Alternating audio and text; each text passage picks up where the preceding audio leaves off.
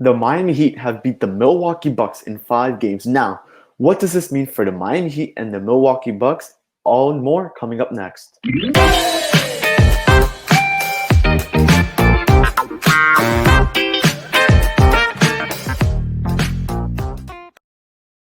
What is up, guys? Coming from the KO podcast, I am here to tell you guys that the Miami Heat have beat the Milwaukee Bucks in Game 5 of the NBA Eastern Conference semifinals, which means the Miami Heat have advanced to the Eastern Conference finals and will either play Boston or Toronto. Now, I want to remind you guys all to like and subscribe to the channel, follow us on the socials, especially now on the Twitch, which we want to grow as much as possible. Follow me on my Twitter, which was probably already shown in this edited version of the video. Now, the Miami Heat did beat the Milwaukee Bucks. The stat sheet will be up there.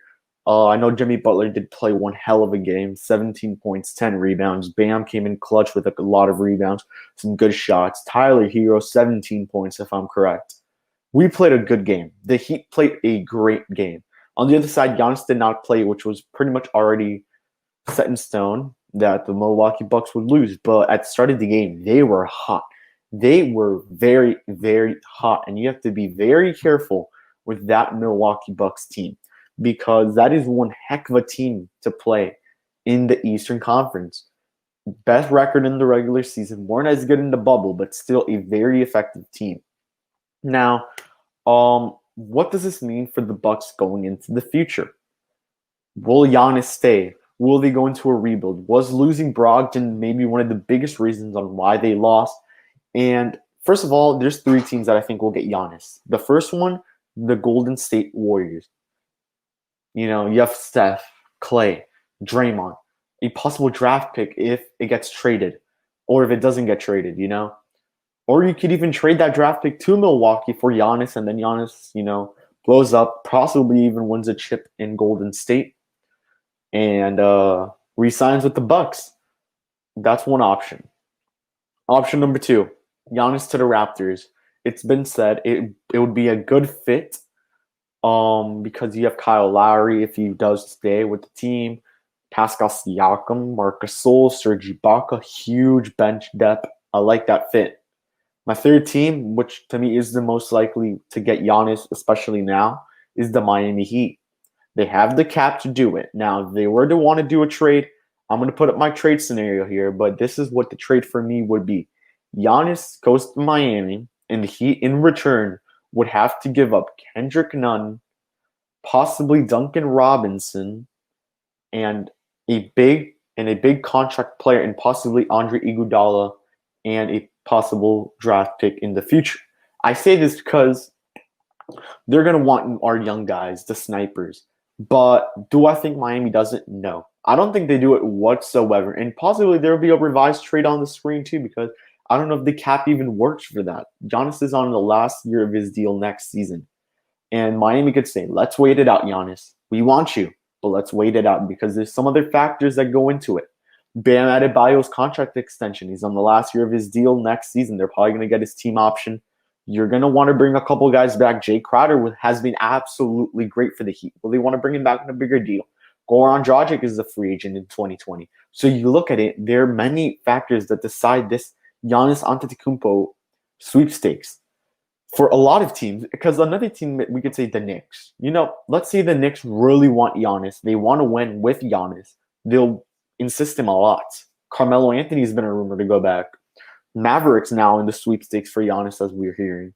So there's a lot that goes on for the Bucks. Now, as for a rebuild standpoint, it's going to be difficult. It's going to be very, very hard for the Bucks to rebuild because the one situation is they're in Milwaukee. I don't think I would want to live in Milwaukee. I don't think anyone wants to live in Milwaukee. So you look at it, Giannis needs to find somewhere where he wants to, not just Giannis, really, but Giannis has to find a spot where he wants to stay. If he truly thinks he could win with the Milwaukee Bucks a championship, hey, sign the Supermax this summer, kill all the rumors of Miami, New York, Mavericks, kill them all now and sign the Supermax. But if they offered him the Supermax and he didn't take it, that means something big for this team because Giannis is a good player. No doubt about it. He is one of top 5 best players in the league. I honestly I have Kawhi first, then we have LeBron, and then I have Giannis, and then Kevin Durant. And at 5th, it's really depending, but I think it's Anthony Davis. Those are my top 5 players in the NBA. I don't think LeBron's number 1, but he is playing always like a number 1. But we'll see.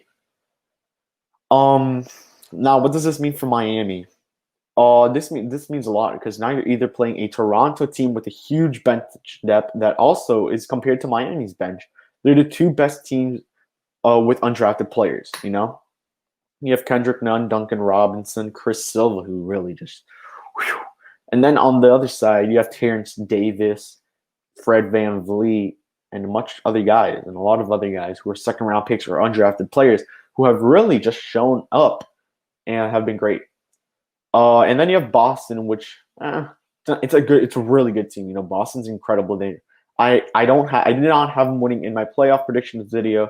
You could watch that in the description. I'll leave it there for you guys if you guys want to watch that video and see my initial playoff predictions, which actually have been very, very almost correct, all of them except one series in the Oklahoma series and Houston. Besides that, everything else I think has been correct. I did have the Heat beating the Bucks, not in 5. I had the Heat beating the Bucks in 7, but you know, still right about it. So yeah, what does this mean for Miami? Miami's gonna have probably the toughest challenge right now because if they make it to the NBA Finals, they're either playing the Lakers or the Clippers, and a wild scenario of Houston or Denver, which it'd be absolutely great for Miami. You're avoiding that LA team, and now I would say Miami would be the favorite to win the NBA Finals if they either play Denver or Houston, a small ball Houston team, which Bam Adebayo could just dominate that series if they do make it to the finals. But first, let's worry about the Eastern Conference Finals. Miami Heat will be playing the blank and blank. So let's say Miami does go in there and play Boston. I think the Heat can win that, but it's going to be probably in 7. If the Heat pull off another Game 5 win or sweep, the Miami Heat are the best team in the Eastern Conference and don't need Giannis. But let's look at it like this. At the point guard, you have either Dragic or Nunn, which it's going to be Dragic. He's been great. There's no other way you could say it. He's been an absolute stud for the Milwaukee Bucks. So you have Dragic and Kemba Walker. That's going to be a difficult matchup, but Dragic has been known to be really good in the playoffs, and he's shown it here. Kemba Walker, this is the farthest he's gone in the playoffs. Let's be honest, guys. Every time he's gone to the playoffs, it's either against the Miami Heat or the Miami Heat. And in this case, it's been the Miami Heat. And he's going to play the Miami Heat. He's not been good against the Heat in the playoffs at all. He's been good, but not good enough to beat them. So then you have the shooting guard spot, which is Jimmy Butler, and then you have Marcus Smart. Or Jaylen Brown. It's Jaylen Brown. My bad. Jimmy Butler is going to say, I love the young guys. I love young guys. He loves young people, you know. He loves young players that want to win. Jaylen Brown has almost the same mentality as Jimmy Butler, but he's not in the Miami Heat culture, and Jimmy will be great. But I think Jaylen Brown wins that matchup of Jimmy Butler against him. It's going to be a difficult thing. I think it'll be neck and neck most of the games. And then you have your small forward, which is Duncan Robinson against Jason Tatum, or if Marcus Smart is that shooting guard, and then Jaylen Brown is the small forward, which I think that's how they're playing it. It's going to be difficult to see this Boston starting 5, but he did beat the Celtics in the bubble. So let's see what happens there. Then you have Toronto. The Heat did lose to the Raptors in last-second fashion to them in this NBA bubble, but the Heat have beat the Raptors. Did, I think, tie the season series? No. We won twice and we lost 1 to the Raptors. Okay. So it's okay. At the end of the day, great team, great bench depth. So we'll see what happens. On the other news, I already said Thursday Night Football this Thursday. The Lakers did beat the Rockets. So now the Lakers lead 2-1. In other news, we have tonight could define the end of the Raptors series because Celtics do lead 3-2.